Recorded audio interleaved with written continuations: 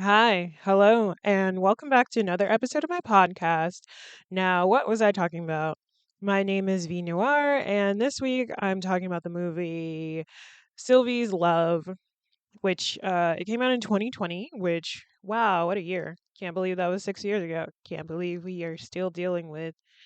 I was gonna say fascism, but I mean yes, and also a pandemic, and also just everything. I mean, that man looks like he's about to drop, which is going to be a crazy time. I don't know why I said it like that, but a lot of people are going to die if he like dies. Like they're going to be like there's no way whatever. I'm not going to I'm not going to think about it. But yeah, so this movie came out in 2020.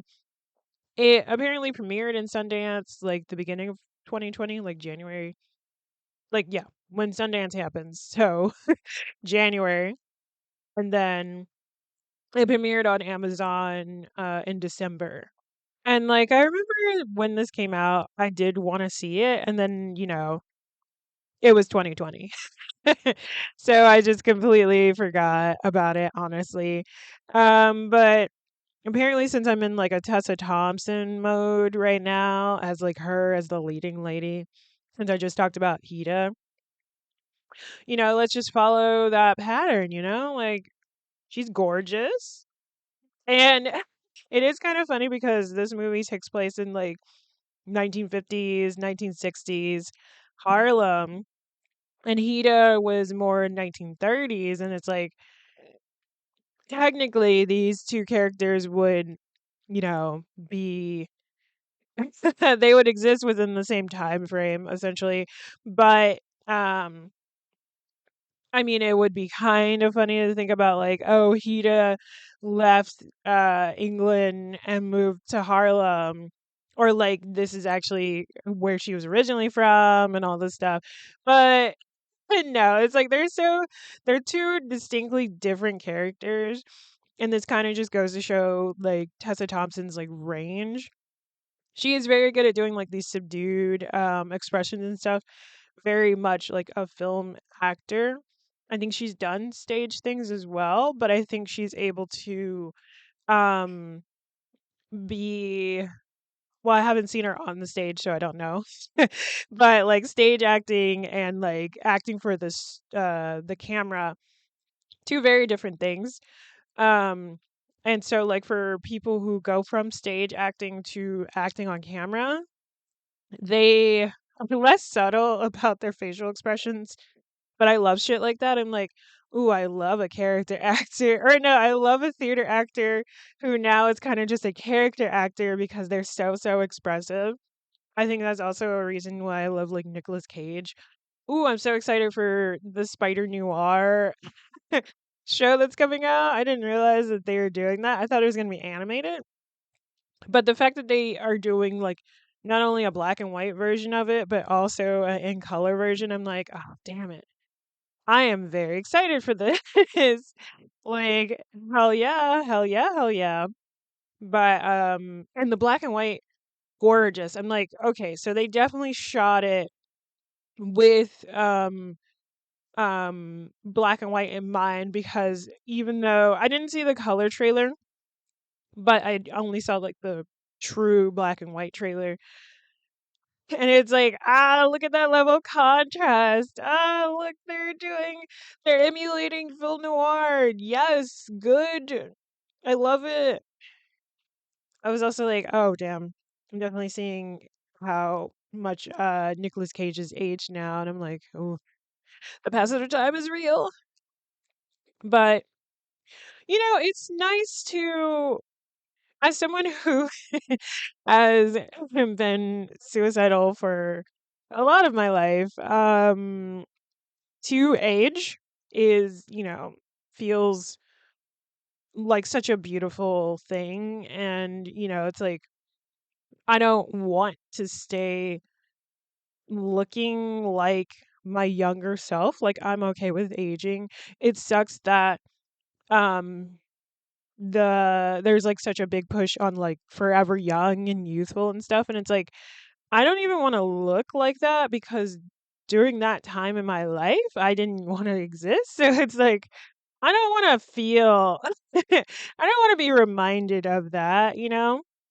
And it's such a privilege to grow old, and like aging is so beautiful as well. It's like all the wrinkles, like just thinking about like how the wrinkles are kind of just like your emotions like living on your face, you know? It's like if somebody has so many smile lines, it's like wow, they actually might have had a enjoyable life, you know? Like they had a life full of laughter. Like that's something very beautiful to me.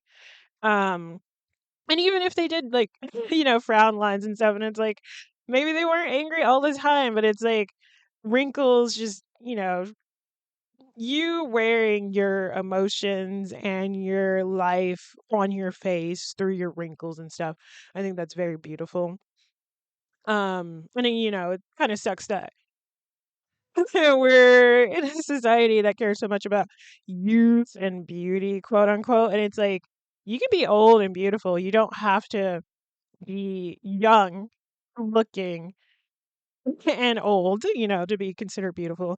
It's so interesting when like people, now that I'm like in my 30s, it's like when people who are much older than me are like and are celebrities, and people point out like, "Oh, they don't look their age. They look like they're in their 20s or their 30s." And it's like now that I actually am those ages, like 30s, I'm like, "No, he definitely looks like he's in his 40s. He just looks good. It's okay for this person to look good and be in his 40s because I remember what he looked like when he was in his 20s, you know?" Like that's also something else too. It's just like, oh no, I remember what these people looked like when they were younger. You can't even say they look like their 20-year-old self when I know what that looked like. And their face was maybe like chubbier because they still had like their baby fat and stuff. Um, and you just age out of that as well. It's like, especially in like your early 20s, you still have this like youthfulness about you because you still have a lot of your like sort of teenage characteristics, like, like bigger cheeks and stuff. And it's like, no, that's just your youth. You're not fat in the face, you guys. It's just you got a lot of collagen, you got a lot of stretchy fat in your face. I want to pinch it. um, but and then, like through time that slims down. Like that's just what happens. Unless, looking at your family, that's just genetically what you're going to look like. I think that's another thing too is like when you idolize other people and you look at yourself, you're like, why don't I look like this? Even though we're the same age or something. And it's like, no, don't look outward at other people and think that you are going to have like the same expectations, right? Like you have to look at your family. You have to look at the people around you, your immediate family, because then that'll give you an expectation of how you'll look when you're older, how you'll age, and, like what will happen to you more than likely. And it really sucks um when people have like such a low self-esteem that they change make all these changes, and it's like, well, now you're just going further and further away from like your ancestry essentially. um and I feel like that's that's not for me to speak on as well because I don't know people's situations and stuff. And like I think about Michael Jackson and how he changed his nose because he didn't want to look like his dad who abused him, so it's like people have all kinds of circumstances and stuff. It's like my biggest thing is like as long as your self-esteem is like super high and you're like, no, I just think if I do this little thing, my life will be better. And then you do it, and then you don't continue to chase after this ideal that is not realistic.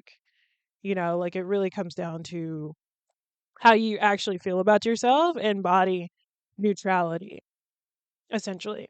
Like there's body positivity, of course.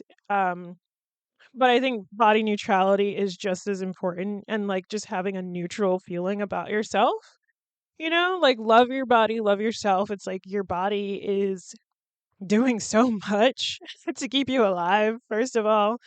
And then seeing getting to a neutral stance about your body, and then, loving yourself and, moving through life. We all got one life to live. I'm like, the world shouldn't be this hard. Why is everything like this? But what was I saying? I got on a tangent, but I'm like, love yourself. You only have one body, you only have one life. And like, again, look to your family for beauty standards. Don't look to celebrities that, have a whole other genetic their genetics are just crazy. Like, that's one of the reasons why they're famous, probably. Um, but anyway, to get into Sylvie's love, I definitely remember when like the trailer came out. I'm like, I forgot I had this like Jackson Wang background for a second, and I was like, oh. I'm super excited to see him live, but I'm also like, I am trying not to be like overwhelmed by like his powerful aura. So I'm like training myself to like look at his like hot photos and not like not overreact, but like not be overwhelmed. So like I'll look at his hot photos and then think of something embarrassing that he's done in order to like make me not be overwhelmed. I'm like, oh yeah, he's hot, but he's such a dork. Like, oh gosh. Like there was like what? He just came out with like Sex God, or he premiered it but it's not streaming yet at the Louis Vuitton Pharrell thing in Paris like a few weeks ago. Love that song. It's so catchy.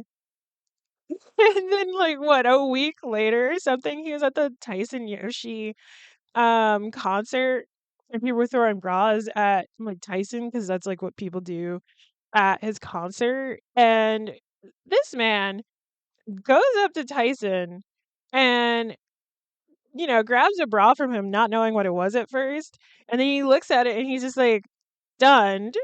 And then he like places it down gently. And then he's like, it looks like he feels bad about doing that. So he picks it up and then gives it back to Tyson. And then Tyson's just swinging them around. And then Tyson hands him all of them. And then he like just cradles them and then gives them to someone else. Like, I don't know why he just looks so uncomfortable. And like at first I was like, does he like why is he acting like he doesn't know what a bra is? Because I'm like, you can't come out with a song called Sex God and not know what a bra is. I'm like, I know he doesn't do one night stands and shit because he said that in an interview, but like, come on, man. But like something like that, where I'm like, okay, he's so sexy, and then I like have to force myself to remember that he was stunned at a bra, like, so I'm not like overwhelmed when he's like in front of me. When I see him in April, because I'm in the middle section, kind of near the front. I got VIP 2, not VIP 1. VIP 1 was gone, and I was only in the queue for like 5 or like 10 minutes, I think. I don't know how they did it, but they did it. Um Also, oh my god. Please, first of all, if you're going to the Oakland show, there are still VIP 2 tickets, which is the sound check party. Just buy those tickets. Just buy them. Don't try to get the resale tickets because you you can't get a resale ticket like, okay, wait, let me pause. If you see a seat that you like and it's like very in the front and it's reasonable priced, it's not the fucking $3,000 resale price that some people are being assholes about. Um it's reasonably priced. It's like $300, $400. VIP 2 is 400. Um and you're like, "Okay, yeah, this is probably VIP." And you go to get it. The VIP um options like that doesn't transfer to the new ticket. So even if you buy this ticket, you won't get the VIP benefits. So if you see VIP still available, just buy it. Like don't worry about the fact that oh, there's like seats further up. The benefits don't transfer unless you're able to get the person's like a photo of their ID, because the VIP benefits are tied to that person's like legal name or whatever name is attached to the Ticketmaster account, right? Like so you have to have that person's ID, or you have to like go through like Ticketmaster customer service and try to transfer all this and like do all this like work to get the benefits. But I think even in the frequently asked questions or whatever, it says that VIP benefits do not transfer. They don't transfer. So if you see VIP tickets still available at whatever venue that you're trying to get, trying to see him at, just buy it. Don't try to buy any like front row tickets that you see on resale because it won't transfer to you. Like don't fall for the fucking $2,000, $5,000 front row seat tickets, because more than likely that was supposed to be VIP 1, which is the photo op and the soundtrack party and like um early access to the um merch, but it's not going to transfer to you, so you're going to miss out on all of that, and you just spent $3,000, $5,000 or some crazy ass number when the original ticket it was like probably for VIP 1 it was probably like 700, I think, maybe 600. I don't think it was that much more than the VIP 2, which I only paid like 400. It was like 439 or something, like because of the taxes and shit. But I'm like, yeah, no, don't fall for the resale prices. The benefits, the VIP benefits do not transfer unless you're able to get this person's like a photocopy or that ID. You will not get the VIP benefits. Very important. Like that's in the frequently asked questions. So be on Ticketmaster, look at different dates. The Oakland show still has plenty of VIP 2 tickets, so you'll at least be able to see him during the sound check party and access to merch. And I'm like, yeah, those those seats are probably like more important anyway, because then that's probably how he picks like the sound check party and the photo op are probably how he picks people to go on stage with him. That's my like own speculation, because I'm like, oh yeah, that's like the only time he's able to actually see people because all the lights are up. But I'm not sure. I haven't been to his concert. Nobody wants to discuss how they get picked either. So I'm like, I mean, I think he just probably goes in the crowd and he's like, oh, this person, cool. You're single, right? And you're above 18. All right, let's get on the stage. Let me do this. Let me create this fantasy for everybody, you know? Which is why I'm like, is he even going to pick me? I'm like taller than him, I think. So, and I'm like the fantasy, like the person has to be shorter than him, I think. At least. Um, I don't think he has. It's hard to tell if he has a complex about his like height or anything. I'm like, I like shorter guys. I like short. I like guys that are shorter than me.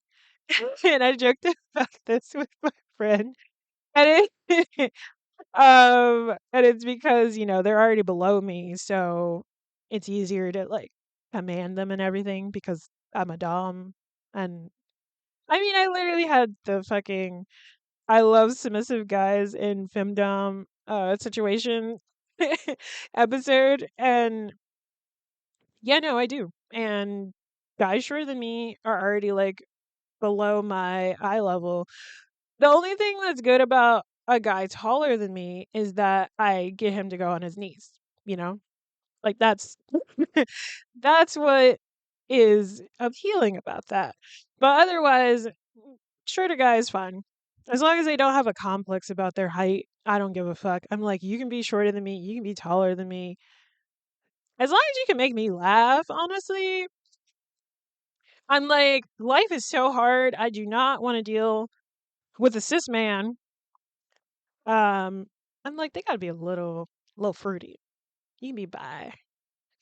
Um, with a cis man who hates my guts, you know? Like, let's let's be real, because a lot of cis men give that they hate women in femmes and are actually just wanting to be homo romantic with their bros and just sexually involved with women because that's what they think they should do. But I digress. I'm non-binary. I am AFAB. God, it's been so long since I've been in a relationship, though. I don't know. Oh, because I'm talking about Sylvie's love, um, but yeah, I'm like, it's been so long since I've been in a relationship, and like literally like 2018, like it's been that long, and I just haven't been with someone since then because I wanted to like honestly figure out what I wanted in a partner. I wanted to figure my own life out. I wanted to gain the will to live, really. And then I just like with my dad passing away, I definitely was like, life is too short, to not do the things that I love. And not only is that something that I actually genuinely said to myself, when my dad passed away in 2023. So it's going on like 3 years now. He did pass away at the end of February that year. So we are coming up on his death anniversary. But not only is that something that I said to myself during that time, and I was like, let me figure out what I actually want to do with my life, because I'm like, I do want to live, right? Like, even though his passing was really hard for me, um, and it's not like we had that great of a relationship. Like I wish so many different things, but like you can't really change a person. Um, no matter how hard you try, and I'm like saying that about relationships and stuff too. It's like romantic relationships and romantic partners. It's like no matter how much you see like the potential in someone, if they're not willing to change themselves, like without any exterior motivations, like if they like don't in like interiorly, if that's even a word, if they don't internally want to change themselves, then they're probably not going to change, no matter how many times they say this. Because if their actions aren't meeting their words, then they're really not about that life. They're not about shit, really. Um, but yeah, so like even though that's something like I genuinely said to myself during that time and like since, and why I'm getting into like cinema and continuing this podcast and stuff, that is something that is said in this movie by the love interest and then later on by Sylvie herself when her dad passes away. And yeah, I feel like that was enough of a tangent. I didn't even mean to like talk about Jackson Wang, but you know, it's something I'm looking forward to. I got to meet him last year. That was really fun. Um, I um I didn't do anything. Uh, what am I gonna say? But yeah, I'm like, 'cause he has this fucking photo of him in a bathrobe on a bed, and the camera is looking down, and I'm like, what is this? Are you like, what are you do? What are you trying to do to people? And then he was also like, have this as your wallpaper, change your wallpaper, and I'm like, stop trying to tell me what to do, Jackson. I'll do it, I guess. I try not to like have people as like backgrounds for things. Oh my god, I went back to talking about him because he's on my like tablet as a wallpaper. And I use my tablet for bringing up those like synopses and stuff. So like that's why I am again talking about him because I just saw his face. Um, he's a gorgeous man. Um, with or without makeup too. Like makeup, he feels like ethereal. Without makeup, I'm like, okay, you are a man and you're very attractive. I also like it when he has like facial hair too. So I'm like, oh, you're hot shit. Like actually, like you're attractive to me. I'm like, wow, you can grow facial hair. Apparently, he grows facial hair really fast too. Anyway, okay, but no, just to go back to like Ticketmaster and shit. Fucking hate Ticketmaster, but be careful about resale tickets. The benefits do not transfer. Be careful about that. Um, maybe y'all will also do my like techniques and stuff and try not to be overwhelmed by him if you ever like meet him in person or he takes y'all on stage or something. It's like there's so many like him being silly funny for me to just be like, all right, let me just implant that in my brain and brainwash myself into thinking that this really attractive man is kind of goofy. He's kind of dorky. Like he's adorable. He's a little silly guy. Like, what do you mean you're running away from this like beautiful woman? Because I saw like some clip of I forgot what it's called, but it was like when they're like recording all of Got Seven when they're in the dorms or whatever, and like this woman, this gorgeous woman, was like coming over to see them or whatever, and he was just running away from her, and I was like, "What do you mean you're running away? Like, what is this? What is this? Like, that's so cute." Ah. Anyway, God, did not want to talk.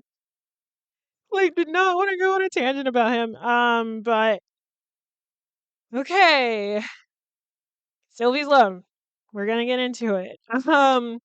Oh, I was saying that Hida and Sylvie are two very different characters, and this goes to show like how um good Tessa Thompson is as an actress or actress.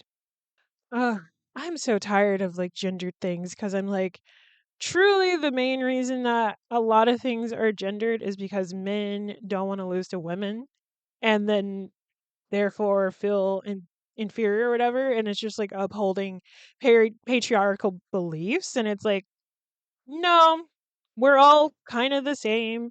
But if one gender is treated like they're dainty and need to be protected, and the other one is treated like they need to be the protector, then one gender is missing out on similar things, like similar trainings and like things that the other gender would be going through. Because it's like, yeah, if people were given the opportunity from like day one to do sports, work out, gain muscle and stuff at the same time, there wouldn't be that big of a difference. But we digress. I'm like, the fact that Hess, like, I knew all of this was like just fucking made up and shit. Like, the fact that chess is a gendered game just goes to show, like, there's like some inferiority complexes going on. Because what the fuck do you mean chess? But okay, going back to Sylvie's love, for real now. To get into the synopsis, when a young woman meets an aspiring saxophonist in her father's record store in 1950s Harlem, their love ignites a sweeping romance that transcends changing times, geography, and professional success. This movie is like an hour 59? An hour 54. So it was pretty long. I did have to take breaks only because after like 40. Okay, let me rewind. So you start off with Sylvie waiting to go to like a show, and then all of a sudden she sees this man and she's like, Robert? And he's surprised, she's surprised. And then we go 5 years in the past and we see her, shorter hair, working at this record store. We see Robert, he's a saxophonist, he's working with this other group of musicians. And um on like one of his strolls, he sees like a help wanted sign at this record store where she is there. And so he goes in there, try to flirt with her, but also see if he can work there.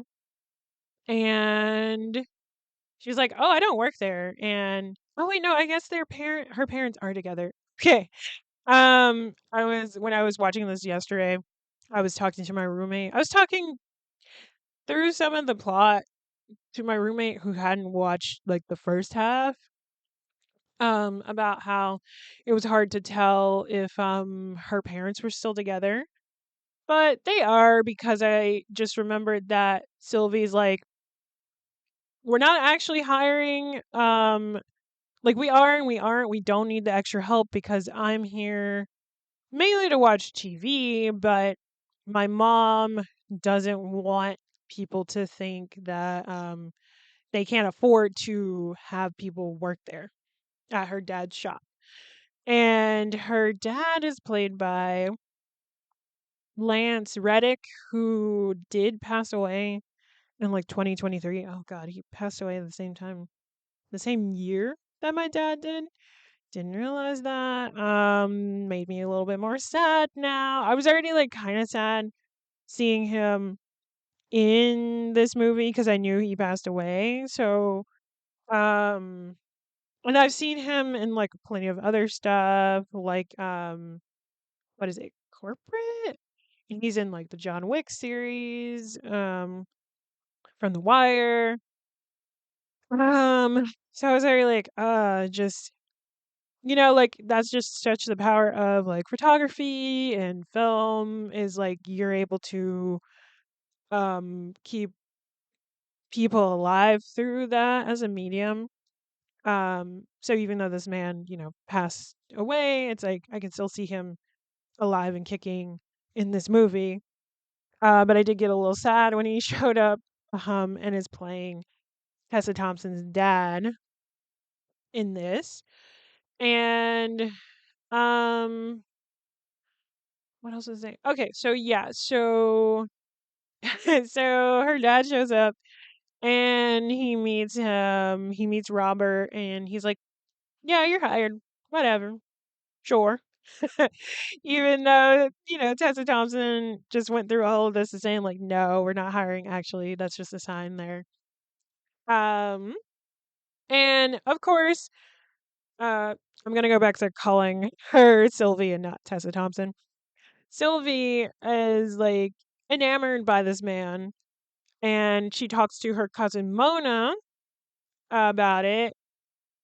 And, Mona's like, "Well, is he attractive?" And he's like, "Not that I noticed." And it's like, uh-huh. That much. Mm-hmm.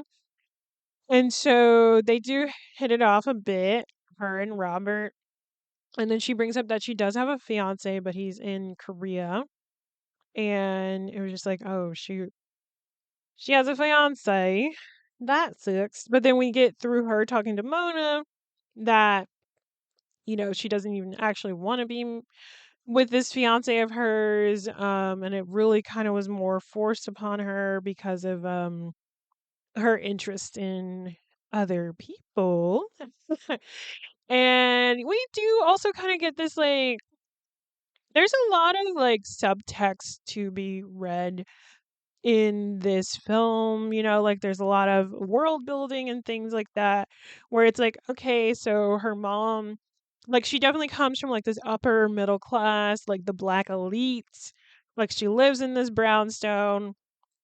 Um her mom runs a like etiquette school for black children, like so it's like, oh, okay. She comes from money, and the record store is probably just like a fun thing that her dad is doing. It keeps him busy. Um, but the mom is probably the one with all the wealth, really. And so Sylvie also has this like very strong interest in television and making TV, which her dad kind of is just like a Negro girl in television. No way. It's the 1950s in New York. you know, like dream even bigger. because it's probably not going to happen because racism. And but Robert is, pretty inspired by her, and he talks about how he gets into music and why he's doing what he's doing. And it's like he was taking care of his sister first. He was working at a mill. He's like originally from Detroit. He is self-taught with the saxophone, and on his like side of like the storyline and everything like that, you can tell that he's the one with the most talent in his band and his crew, because this woman called the Countess seeks him out specifically, but he's like, no, but it's the whole band, because he's nice like that. And I feel like he lacks confidence in a way, but essentially he gets all of them to show up, and then they get paid like a generous amount. But the shady fucking guy, and we kind of come back to this. I'm like, what was his name again? I guess his name was Dickie. Was his name Dickie? There's actually like a lot of characters in this. I'm gonna say his name is Dickie because he's a dick. Like that makes sense to me, right? That makes sense to y'all. Yeah, he was Dickie. um, she gives Dickie the money, and we learn later on that he was definitely not splitting the money how he should, but also he was the sole like he held the sole ownership of the songs that they recorded, even though Robert was a part of the music making aspect of it. So Dickie was racking in all the royalties while no one else was getting anything. I'm like, that's so fucked up. What do you mean? Like, fuck you. Oh my god. But we learn that later. On, this is a long movie. But we learn that later. And so what else happens? Okay. So she does end up like kissing him after they go see this like music performance. They see a performance of some kind. Oh wait, no, no, no, no. She shows up to see him perform, and then she's like, "Oh, he's like, well, back where I'm from, when people go on a date, they usually get a kiss goodnight." And she's like, "That technically wasn't a date, so no." And then she's like, "Well, technically, I did show up." And then she runs off and like kisses him. I'm like, there are very romantic parts in this movie, but it is very sad. It also is romantic drama. So there is a lot of drama in this. And gosh, it was getting frustrating for me. That's why I had to pause. So because of Robert's talent and the Countess now acting as acting manager for them, she's able to book the boys in Paris. She gets them a well paying gig, and he has to leave by the end of the month. Him and Sylvie have been, together a lot, also physically. She said it was extraordinary to Mona, and Mona's like, I've had plenty of sex and it's never been extraordinary. You definitely have something there, girl. And Sylvie finds out that she's pregnant. She finds out that she's pregnant, but and so Robert's like, you should come with me, to Paris. We'll figure it out, like, because he was the one that brought up, like, you only have one life to live, and I'd rather you doing it. I'd rather spend time doing something I love. And she's just like, how do you know that you love the thing? And it's like, you just know. And, so he was doing like this whole I just know thing, because he said that after his mom passed away. Or he decided to pursue music fully after his mom passed away. And then that's when he said that phrasing after doing like a retelling of why he got into music making to her. And so yeah, so he's just like, no, Like, I love you, without saying I love you. And that's why he wanted her to go to Paris with him. And she's just like, what if we don't work out? And everything like that. Like, and he's just like, it'll be okay. And so she, first of all, this was crazy. So the boys were all packed up, ready to go to the airport. They're like, all right, we gotta go. Our flight leaves in an hour. And I'm like, what do you mean your flight leaves in an hour and you're just going to the airport? That is not reality right now. I was just like, yeah, show up 3 hours ahead of the time. And maybe that's not even enough time. Maybe that's not even enough. You never know. TSA fucking sucks. I think it got better now that you don't have to remove your shoes. But still, SFO is a really good one though. I'm trying to remember if the Atlanta one is good. I think so. Like it's good enough. I think it's just funny that they have little holograms there that are like, you can't bring your gun. You leave your gun at home. Like, don't, no, stop. Like, take your gun out. Like, don't bring your gun. It's so funny. I'm like, oh yeah. Is it an open carry state? I can't remember actually. I gotta go back there, visit my family. Um, I don't care about gun laws. I mean, I do care about gun laws, but I don't care about gun laws in Atlanta specifically. Um, but I'm like, God, there should be more control over guns in this country. And in general, corporations should not be able to bribe their way into laws being more favorable for them. Like, fuck that. Like, literally, fuck that. Oh, God, I just remembered that. I just remembered that Dawson from Dawson's Creek just passed away from like cancer. James Vanderbeek. Like, that's so sad. I was like, didn't really expect him to die, like it's kind of crazy how many people so far from like things I grew up with passing away and they're only in like their 40s, like he was only 48. He wasn't even 50. And then his family had to do like the whole gun GoFundMe. Oh God, I was about to say gun fund me. Jesus Christ. I'm American. I go to mention guns. No. No, no, no. Um yeah, but finding out that his wife is like anti-vax or something.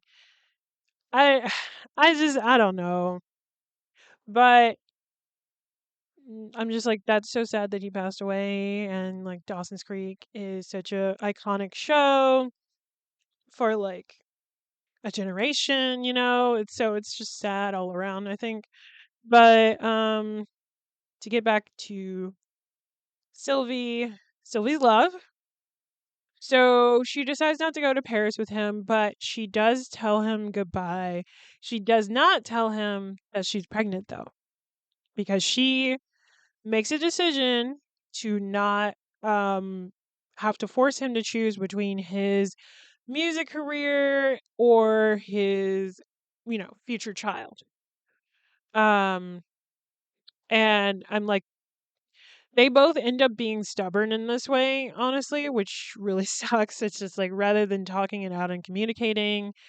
But I think it's also because they both understand what kind of people they are, because he would have just figured out a way to make it work, even if that meant him having to put his career on hold, which she didn't want him to do, which is why she ultimately took the decision making away from him. But it's like, that's pretty selfish of you to just not even include him.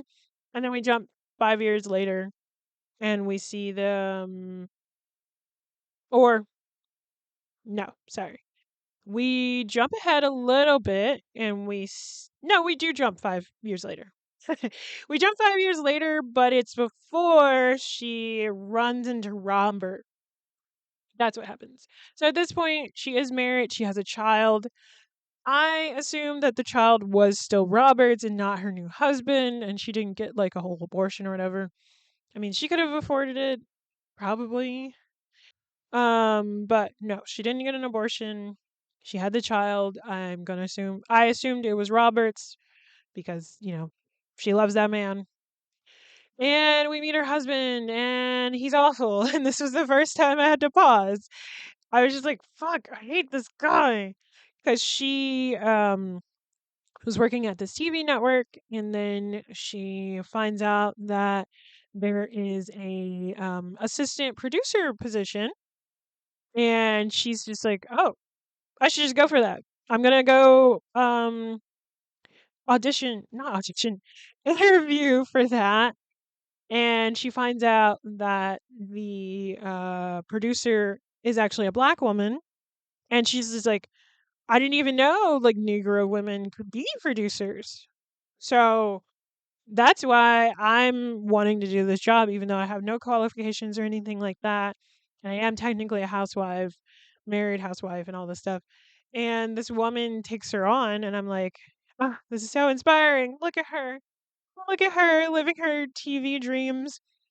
And so she comes home with this good news, and her husband is first, it's like, oh my God, I got the account. Yay, let's celebrate. And she's like, I'm going to be an assistant producer. And he's like, and?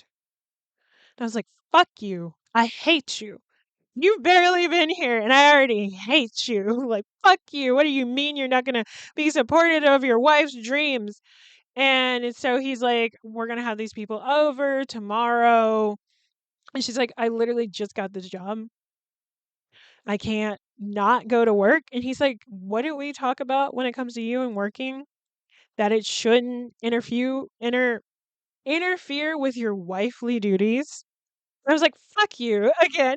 Fuck you. I hate you. Make that dinner your goddamn self.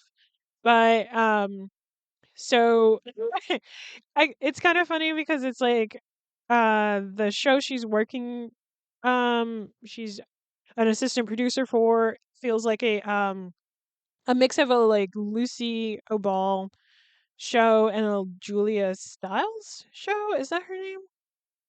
Okay, I fucked up both their names apparently. So Lucy Ball and Julia Child, those are the people that I was thinking of that this person was trying to emulate a bit. Like her style was more like Julia Child, but she was named similar to Lucy Ball, and kind of love that. Like she's great. But it's this cooking show, and so she's basically wrapped for the day like an hour before the dinner is supposed to happen, and she's just like, hey, so what do y'all do after you're done with the food? Talking to the woman. And she's like, actually, I have no idea. And she's just like, can I take this? And she's like, yeah, go ahead. Fuck him. Like, fuck your husband for trying to make you cook a dinner. And tells her to like preheat the oven, cook it in the oven for at 350 or whatever. And so she succeeds in having dinner for this fucking dinner of these two people that came over, and also going to work. I'm like, look at that. She didn't actually have to do the labor of cooking a full fucking meal. Love that for her. And so it's these two white people that work at the same job as their husband. And when the men go off to smoke their cigars or whatever, the wives are talking. And his wife mentions to Sylvie that the NAACP was actually after, their husband's corporation because of discriminatory practices in hiring. And she's just like, I mean, I didn't even know your husband was a Negro over the phone. He's just so articulate to Sylvie. And I was like, oh my God. Oh, I hate it here. Ugh. And and I was just like, oh, this kind of goes to show it's like, yeah, you can be from this like black elite, society and everything, come from money, have all this education. But at the end of the day, racist white people will be racist white people. That's why something like respectability politics don't matter in the face of racism because they don't fucking care. They're literally like, I hate you because you're black, and that's it. or I dislike you because of the color of your skin. And it really sucks that that's the society we live in, where there is this need to see other races as inferior because of the color of their skin and nothing else. It's like, oh, your racial biases are showing because why are you assuming this and this and this without any evidence? Like, that's also why representation matters, because if people are able to see diverse diversity on screen, on television, they'll realize that, like, oh, people aren't a monolith. People can exist as many different things. And I was seeing something about like how the representation of something like gay people on television as not just like these funny side characters, but having their own um you know shows where they are represented as like the main character, helped people to fucking, I hate this, but helped people to humanize and understand gay people, um, as fucking people, and help change people's opinions of something like that. And it's like, yeah, that's why it's important for Black people of all different kinds, not just people from like rough upbringings, but more of like a lot of fucking Black people are just fucking nerds, man, that love anime.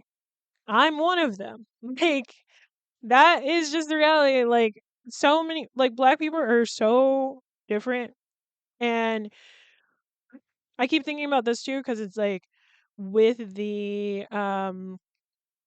with our culture being this sort of thing that gets exported out to the world and consumed and then regurgitated through other cultures, different means of like doing it. It's like, yeah, you're taking the thing, but you're not humanizing the people that created it. Like, you still have these racial biases, you still have all this stuff. So it's like, sure, you're like appreciating it, but if you're only seeing it as American culture and not Black American culture, then you really aren't seeing it that differently. Which is why I do appreciate when as an example, like K-pop artists and stuff that do, say they have like a some sort of relationship to R&B and rap, and like growing up with like 90s rap and R&B and stuff and having appreciation for it, and actually being able to name artists like Jackson Wang is someone who is like that. And I mean, his name is Jackson. Like, he's named after Michael Jackson. Like, it's funny. I'm like, somehow I circle back onto him. But either way, it's just like it's really frustrating for, you know, to see your culture get exported in this way, and then especially bastardized when it comes to things like slang and AAVE, and how different terminologies become this sort of modge podge online, because a lot of it is regional dialects, and people end up like mixing it and, like I said, modge podging it together, and then it's just being seen as like TikTok speak or Gen Z speak, or I feel like we're Gen Alpha now. That's the younger people online. And it's like, no, this is, you're just you're doing a bastardized, um it's a bastardized um slang, AAVE, bastardized AAVE, terrible Black sense. It's also just another thing when like it feels as though like someone coming out of like child star stuff, they go through a quote unquote rebellious phase, which ends up being like their kind of hip hop phase, and then they don that like it's a costume that they can then take off, and then they change and they calm down and all this stuff, and it's like, yeah, no, so you have the privilege to do that, to wear our culture as a costume and then take it off as your own convenience because you're using that as a means to create buzz around you, and then you take it off once you gain the audience that you want. It's just like, what the fuck, man? What the fuck? Like, I hate it here. But anyway, so Sylvie's talking to her husband because he's like, aren't they great or whatever? And he's like, and she's just like, they're bigots. Literally. Her husband told me that you're basically getting hired because the NAACP, or you're getting the clients that you're getting because the NAACP is coming for your company. And he's like, and it's a $500,000 worth like deal or whatever. Like not carrying. I'm like, oh, you're a fucking scrub, man. I hate you. Uh so he doesn't care about her career or anything. He doesn't care about her dreams or anything like that. And I'm like, this is so fucking obnoxious. I hate him. And at this point, Robert is reintroduced into her life and she does run into him. Mona, she was supposed to go see this performance with Mona, but she gets stood up and it's like a minute before the performance starts. And she's just like, hey, do you want to just come watch this with me? I have an extra ticket. They enjoy it together and he wants to catch up. They go out to eat. He notices the wedding ring and he's like, "Oh, wow. Couldn't wait for me, I guess." Tears.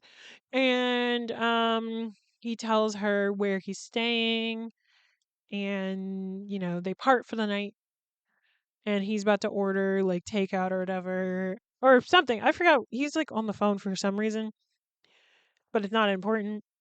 And she knocks on his hotel door and they fuck. But it's like a fade to black situation. Not, we don't actually, like, we see some, no, it's not fade to black. We do see some things, but not, it's all very artistically done. And so they're able to get physical after 5 years. Can't believe it. And she tells him that she has a child, and he's like, "Oh, the lore thickens, eh? Not only are you married, but you have a child, and you're here with me. That's crazy." And you could tell she was like holding back from saying like, "The child is yours. The child is yours." But she doesn't. God, this is a long movie. This is a long movie. And I was like, if this doesn't end with them together, her divorcing this husband, and her having like a amazing career in television, I will hate this movie. Like legitimately, I will hate this movie. So, um I'm like, let's kind of speed run. So at this point we do get to him finding out. Oh, okay. Yeah, yeah. So he's on the phone talking to her dad. Her dad tells him that the daughter that she has is actually his child. While he's on the phone learning this information, Dickie shows up kissing the countess. And this is after, Dickie is questioning. No, sorry. This is after Robert is questioning how Dickie can live in such a big, beautiful place. He has this wife who's Eva Longoria. And I'm like, you're cheating on your wife who's Eva Longoria with this white lady? Come on now.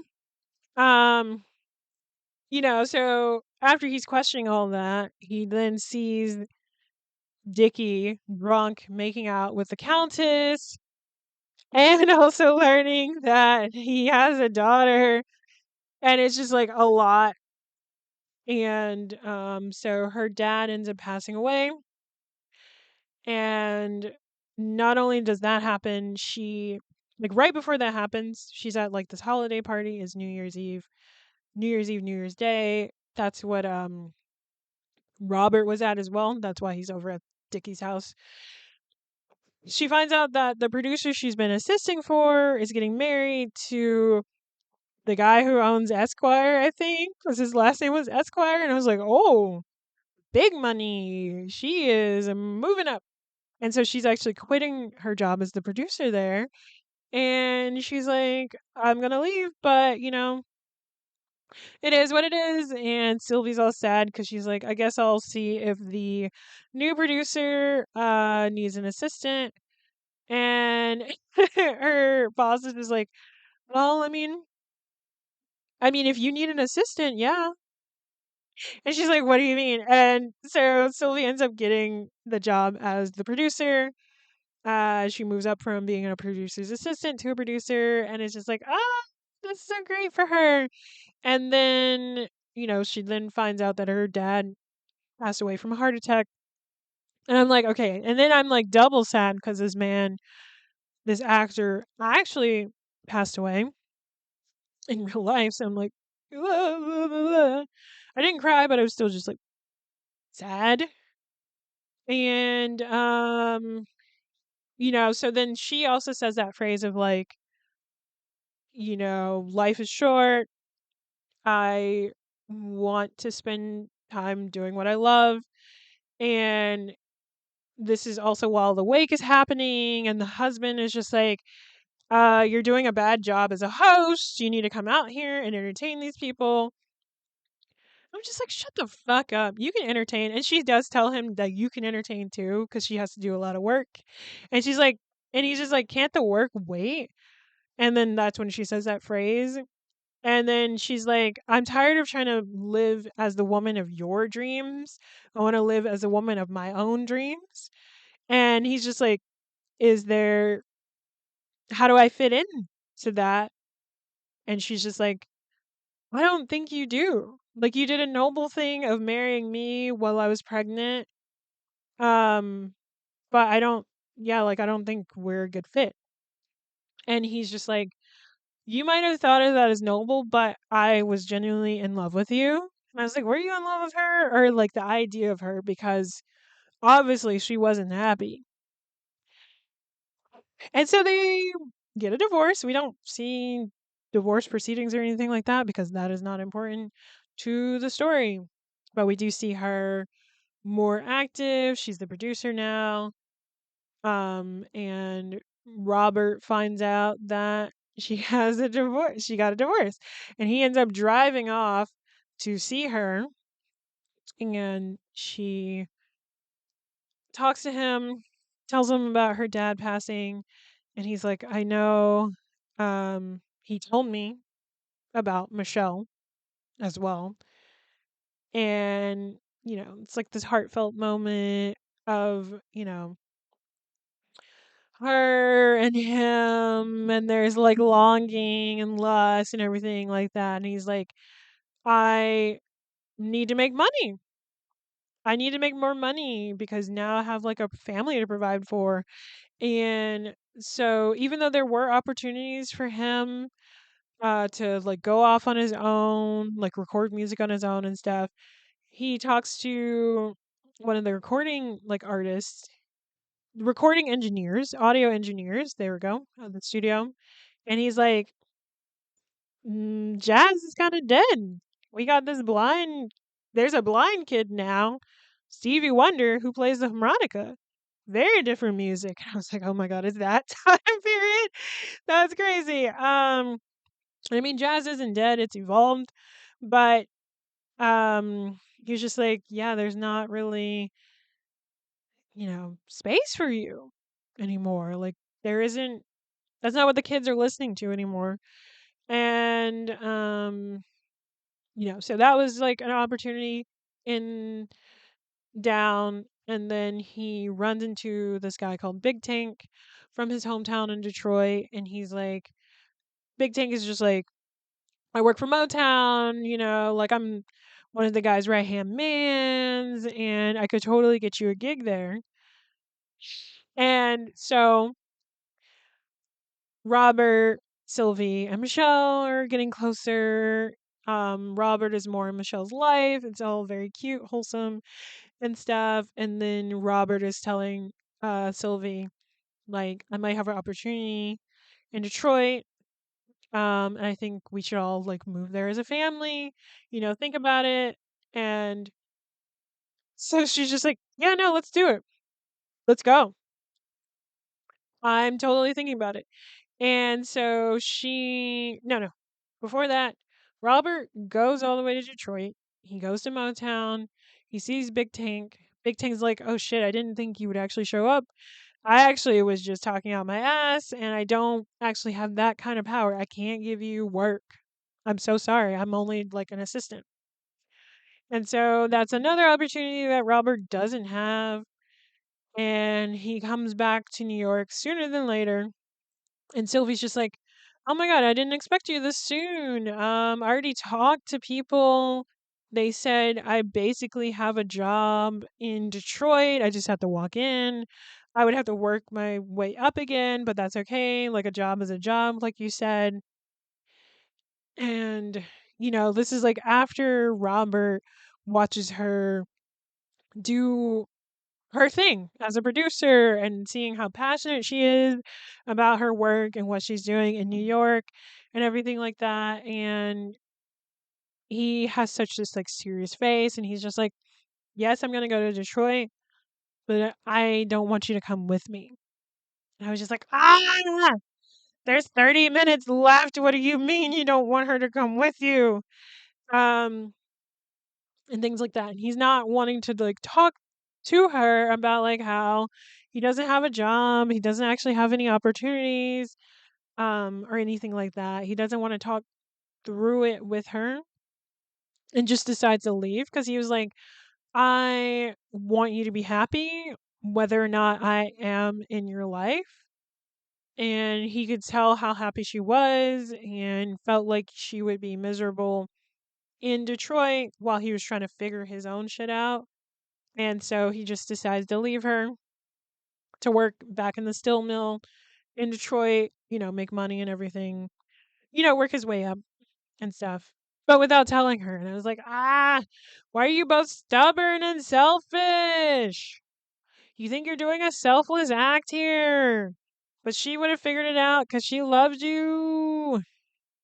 But what happens is, she what is it? Mona's like going all over. Mona was in Atlanta. So the reason Mona stood her up is because she was in Atlanta helping with like voter rights down there. She's in DC, doing all kinds of they were protesting in DC. That's a big thing about the things that like Martin Luther King Jr. was doing and stuff is like a lot of the boycotting and protesting, it didn't just happen on one day, one year. It was an accumulation of things happening since like the late 50s all the way up to 1968 when like the voter when a lot of the civil rights um things were won, like it was like at least a decade worth of stuff happening to get to that point. It didn't just happen overnight, like it had to be continuous. So it was definitely interesting learning more about that because yeah, shit doesn't happen overnight. You have to be persistent. You have to keep going. And I think the biggest thing is like working in community with people, um, doing things like community not community fundraising, but like community funds and making sure that like people have their basic needs and whatnot. But to go back, Sylvie finds out the truth about what's going on with Robert, and then she goes all the way to Detroit and just, tells him like, I would have figured it out, like I would have made it work, like I love you. And then they share a kiss, and that's the end of the movie. And I'm like, okay, well they'll be together, but I don't like this. and and like there were definitely cute moments, and even though I hate her fucking husband, but I hate the idea of that kind of man in someone's life of just like not being supportive to your partner, not trying to encourage your partner.